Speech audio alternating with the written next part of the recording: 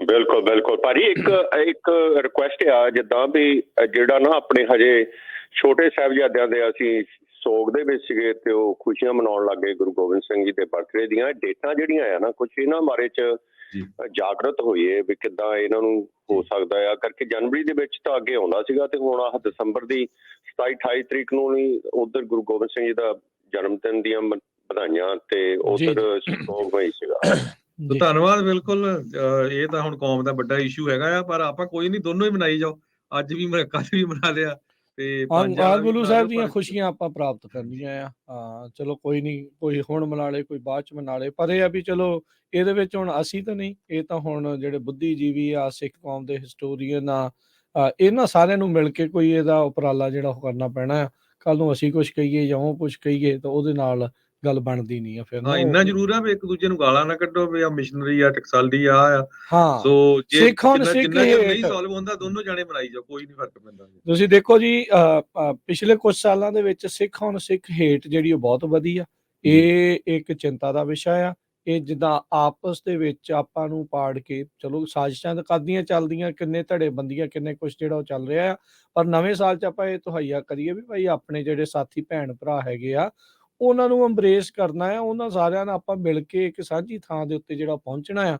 ਨਾ ਕਿ ਇਹ ਕਹਿਣਾ ਸ਼ੁਰੂ ਕਰ ਦਈਏ ਵੀ ਨਹੀਂ ਮੇਰੇ ਵਾਲੇ ਧੜੇ ਦਾ ਹੀ ਜਿਹੜਾ ਬੰਦਾ ਸਿਰਫ ਉਹ ਸਿਆਣਾ ਆ, ਸਿਰਫ ਗੁਰੂ ਤੋਂ ਉੱਤੇ ਕੋਈ ਨਹੀਂ। ਇਹ ਜਿਹੜੀ ਚੀਜ਼ ਆਪਾਂ ਮੰਨ ਕੇ ਜਿੰਨੀ ਦੇਰ ਤੱਕ ਨਹੀਂ ਚੱਲਦੇ ਨਾ, ਉਨੀ ਦੇਰ ਤੱਕ ਇਹ ਜਿਹੜੇ ਪਾਟੋ ਧਾੜ ਜਿਹੜੇ ਹੋਏ ਪਏ ਆ ਉਹ ਕੰਮ ਵੱਧਦਾ ਜਾਣਾ ਆ।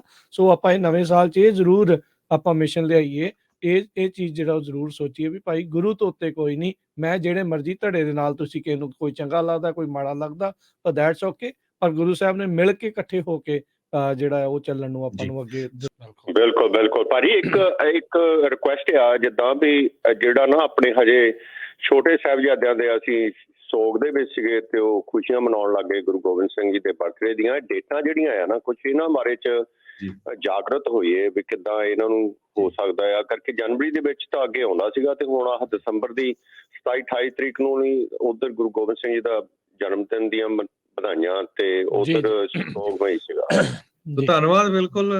ਇਹ ਤਾਂ ਹੁਣ ਕੌਮ ਦਾ ਵੱਡਾ ਇਸ਼ੂ ਹੈਗਾ ਆ, ਪਰ ਆਪਾਂ ਕੋਈ ਨਹੀਂ, ਦੋਨੋਂ ਹੀ ਮਨਾਈ ਜਾਓ। ਅੱਜ ਵੀ ਕੱਲ ਵੀ ਮਨਾ ਲਿਆ ਤੇ ਪੰਜ ਵਾਲਾ ਵੀ ਗੁਰੂ ਮਨਾ ਸਾਹਿਬ ਲਿਓ, ਦੀਆਂ ਪਰ ਖੁਸ਼ੀਆਂ ਆਪਾਂ ਪ੍ਰਾਪਤ ਕਰਨੀਆਂ ਆ। ਹਾਂ ਚਲੋ ਕੋਈ ਨਹੀਂ, ਕੋਈ ਹੁਣ ਮਨਾ ਲੇ, ਕੋਈ ਬਾਅਦ ਚ ਮਨਾ ਲੇ, ਪਰ ਇਹ ਆ ਵੀ ਚਲੋ ਇਹਦੇ ਵਿੱਚ ਹੁਣ ਅਸੀਂ ਤਾਂ ਨਹੀਂ, ਇਹ ਤਾਂ ਹੁਣ ਜਿਹੜੇ ਬੁੱਧੀਜੀਵੀ ਆ, ਸਿੱਖ ਕੌਮ ਦੇ ਹਿਸਟੋਰੀਅਨ ਆ, ਇਹਨਾਂ ਸਾਰਿਆਂ ਨੂੰ ਮਿਲ ਕੇ ਕੋਈ ਇਹਦਾ ਉਪਰਾਲਾ ਜਿਹੜਾ ਉਹ ਕਰਨਾ ਪੈਣਾ ਆ।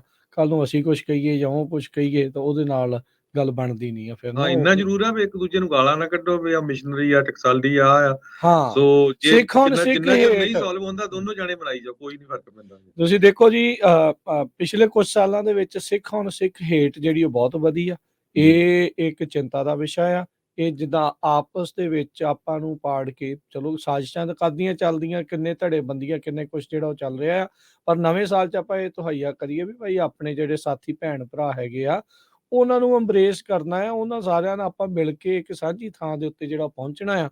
ਨਾ ਕਿ ਇਹ ਕਹਿਣਾ ਸ਼ੁਰੂ ਕਰ ਦਈਏ ਵੀ ਨਹੀਂ ਮੇਰੇ ਵਾਲੇ ਧੜੇ ਦਾ ਹੀ ਜਿਹੜਾ ਬੰਦਾ ਸਿਰਫ ਉਹ ਸਿਆਣਾ ਆ, ਸਿਰਫ ਗੁਰੂ ਤੋਂ ਉੱਤੇ ਕੋਈ ਨਹੀਂ। ਇਹ ਜਿਹੜੀ ਚੀਜ਼ ਆਪਾਂ ਮੰਨ ਕੇ ਜਿੰਨੀ ਦੇਰ ਤੱਕ ਨਹੀਂ ਚੱਲਦੇ ਨਾ, ਉਨੀ ਦੇਰ ਤੱਕ ਇਹ ਜਿਹੜੇ ਪਾਟੋ ਧਾੜ ਜਿਹੜੇ ਹੋਏ ਪਏ ਆ ਉਹ ਕੰਮ ਵੱਧਦਾ ਜਾਣਾ ਆ। ਸੋ ਆਪਾਂ ਇਹ ਨਵੇਂ ਸਾਲ 'ਚ ਇਹ ਜ਼ਰੂਰ ਆਪਾਂ ਮਿਸ਼ਨ ਲਿਆਈਏ, ਇਹ ਚੀਜ਼ ਜਿਹੜਾ ਉਹ ਜ਼ਰੂਰ ਸੋਚੀਏ ਵੀ ਭਾਈ ਗੁਰੂ ਤੋਂ ਉੱਤੇ ਕੋਈ ਨਹੀਂ। ਮੈਂ ਜਿਹੜੇ ਮਰਜ਼ੀ ਧੜੇ ਦੇ ਨਾਲ ਤੁਸੀਂ ਕਿਸੇ ਨੂੰ ਕੋਈ ਚੰਗਾ ਲੱਗਦਾ, ਕੋਈ ਮਾੜਾ ਲੱਗਦਾ, ਤਾਂ ਦੈਟਸ ਓਕੇ। ਪਰ ਗੁਰੂ ਸਾਹਿਬ ਨੇ ਮਿਲ ਕੇ ਇਕੱਠੇ ਹੋ ਕੇ ਜਿਹੜਾ ਉਹ ਚੱਲਣ ਨੂੰ ਆਪਾਂ ਜੀ ਨੂੰ ਅੱਗੇ